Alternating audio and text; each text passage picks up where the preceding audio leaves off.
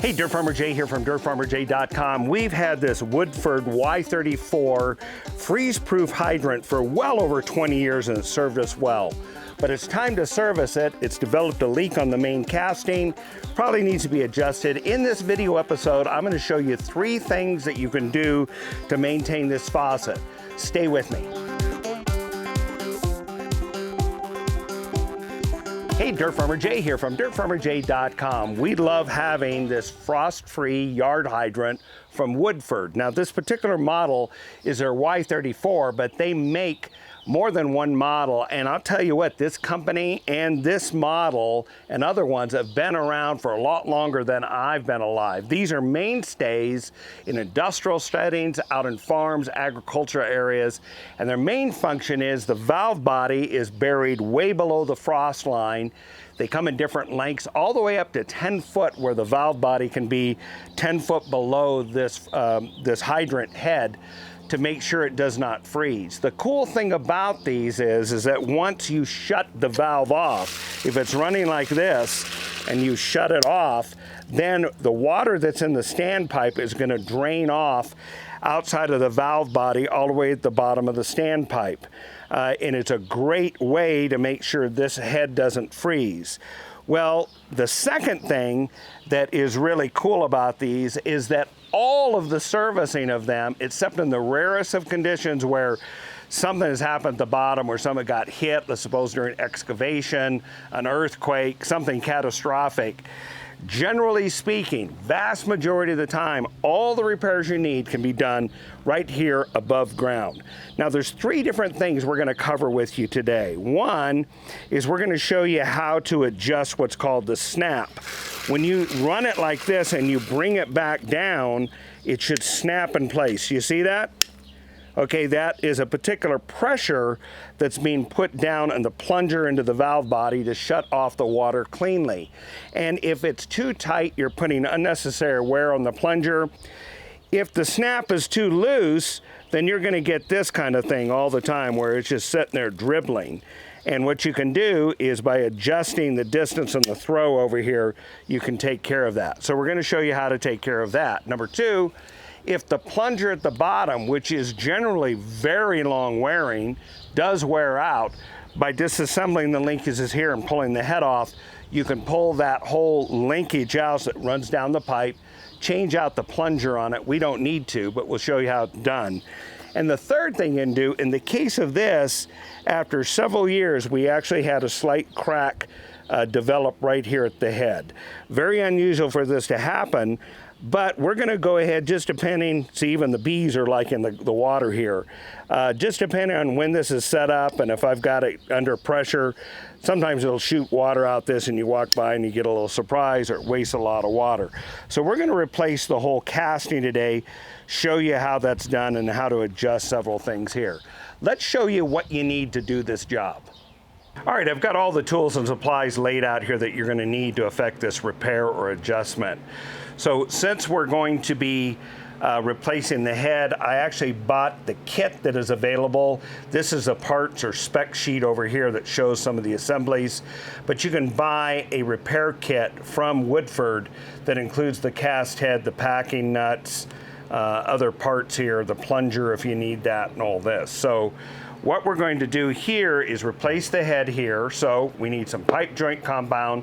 We need the new packing nuts and washers, which are going to go inside the top right here. You're going to need a set of wrenches, and because this is a USA made product, it's all in imperial, so I'm not going to call out metrics. Just the imperial size you're going to need is a 3/4, 2 halves, because of a nut and bolt that you're going to be doing, and then some adjustment nuts, a 3/8. So you're going to need those wrenches.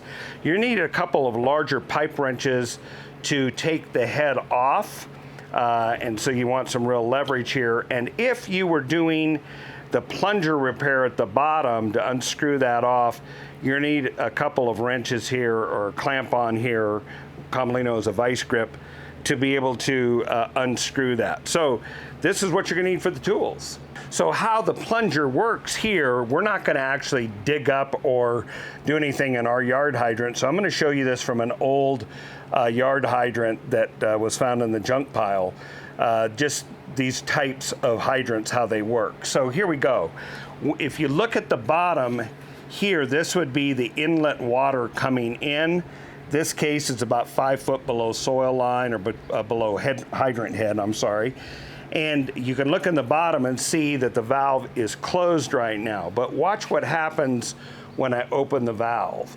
You can see the plunger move back and open up. Now water's gonna flow up the standpipe, out the hydrant outlet. But now when I close it back and I do the snap, you're gonna see it hit there and go ahead and close up. And that's how these work. But to service this, we don't have to dig this up. We can do it all from the top.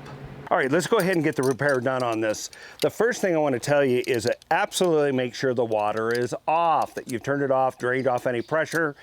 Did you hear me? Make sure the water's off. There's no way to really shut this off if you start undoing all these things. It's going to turn on, and I'm not speaking from experience. I just heard this, okay? So anyway, let's go ahead, and the first thing we're going to do is we're going to start opening some of the adjustment nuts here on the what's called the cam and clevis, to allow this assembly to slide off the rod that runs down to the valve body. So we'll go ahead and loosen those.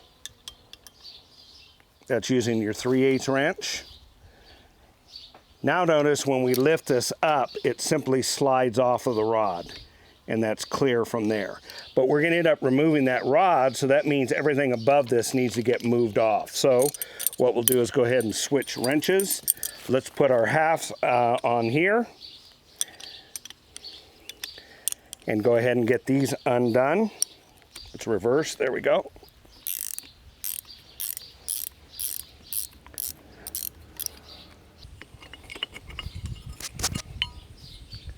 Okay, now we've got the handle out.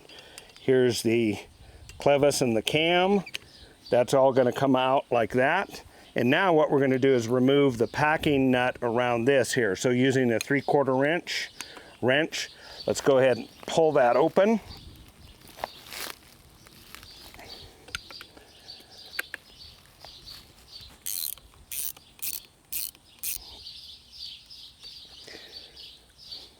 There you have that whole nut that holds the packing nut. Now we're gonna undo this whole casting head and take it off. Use your 2 pipe clamps. Back one up here so you don't rotate the standpipe out of the ground, and then you're gonna rotate this counterclockwise.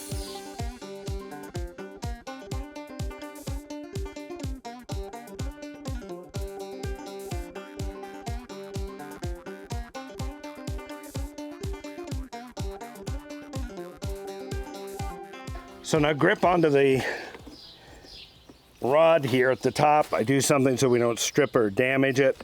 And what you're gonna do is start pulling up. And when you do, the whole stand rod will come up, along with, there's the plunger on the end. Now there's some rust deposits I'm gonna take care of. At one time on our well, we had some sleeves that were rusting. That's all been replaced, and you can see some of the deposits showed up on here. But this is the plunger end that does the hard work of shutting off everything. And it's not even showing any wear. It's been there 20 years. It's great. So we're not going to replace it. But if you were going to replace it, all you would do is grab a pipe wrench this way or vice grips one the other, spin this off, replace this back on, opposite, tighten it, and then reinsert it in the tube, and then adjust at the top. So that's repair number 1, replacing the plunger if it's worn.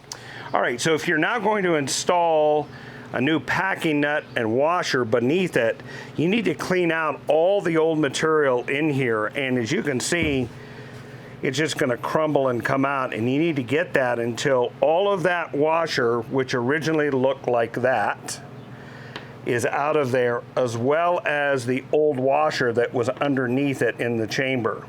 So to replace the old washer, you put the new one at the bottom, make sure it goes in flat. You can use a screwdriver just to push it down and make sure it's in. And then you're gonna go ahead and slide this in, push it down, and you're gonna have to tap that down, and then you're gonna follow it with this nut until it, and just get it started so that you can put the rod the lifter rod for the valve body up through this. In our case, we're going ahead and put a whole new casting arrangement up there. So the same procedure, we're starting with a clear recess right here. The first thing we're gonna do is put in the washer at the bottom. I take a screwdriver and just make sure that it sits down flat on the bottom. Then put in the graphite assembly or the washer right here. And then there's enough thread left at the top for you to start the follower nut. And I'll just finger tighten that. And now we're going to go ahead and reinstall the rod along with the plunger end and into the standpipe up through this. Let's go for it. All right, I've gone ahead and polished up the lifter area, this little brass threaded rod that goes into this whole assembly. Now let's go ahead and put the plunger down in till it goes down and seats in the valve body.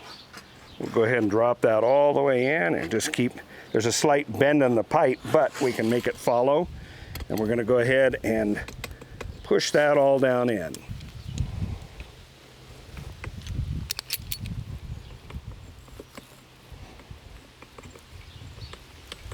There, it's now set down in the valve body. Now what we're going to do is push that up through that graphite washer.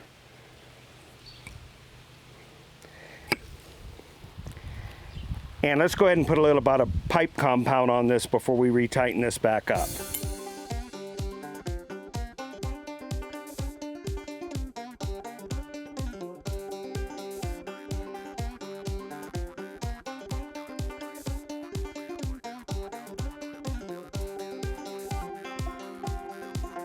I'm going to go ahead and tighten this up just a little bit to start to compress the graphite washer around the lift rod.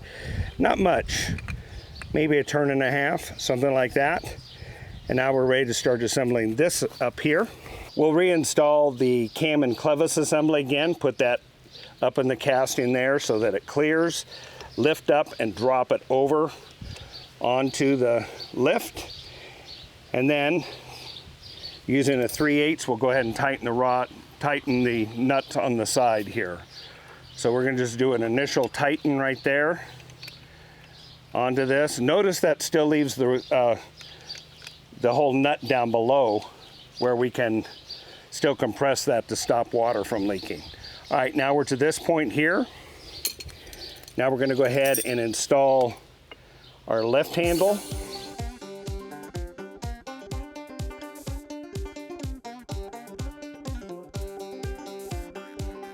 We'll just finger tighten this for now right up here. All right, let's go ahead and install the link bolt and nut here. All right, let's go ahead and tighten them up moderately tight using 1/2" wrenches.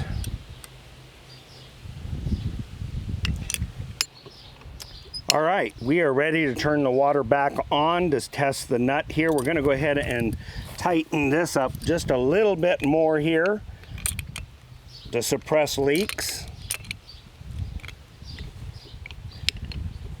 Well, let's go ahead and test it. Let's just take a look. Here we go. Whoa, nice. All right, the snap on this is just a little loose and we have a little slight leak going here. So what we need to do is get the plunger to reach down a little tighter and close in the valve body.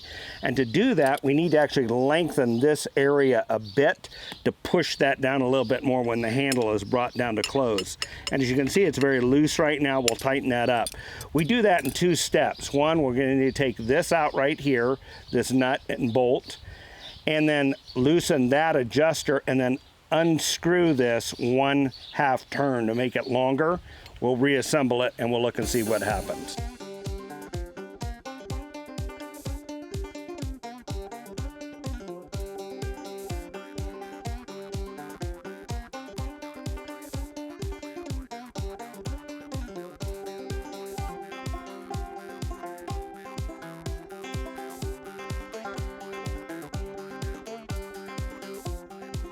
So you want to adjust that until you get a really nice snap where it does that. This is all compressed very nicely. It's lifted well in here. This will start to, we'll just double check that. If we get more drips, we'll adjust it more. And now you have this beautifully replaced unit. In this case, new graphite washer right there. If you replace the plunger, it's done. new header, and this thing's ready to serve you for another 20 years. Hey, great unit by Woodford. If you found this to be helpful, hey, why don't you check out this other video that we show you how to build a low-tech, inexpensive outdoor irrigation system for moderate-sized field crops. I know you'll love it. And if you found that to be helpful, take a look at this other video that's from our video catalog that YouTube thinks is your interest. Until the next time, this is Dirt Farmer Jay from dirtfarmerjay.com.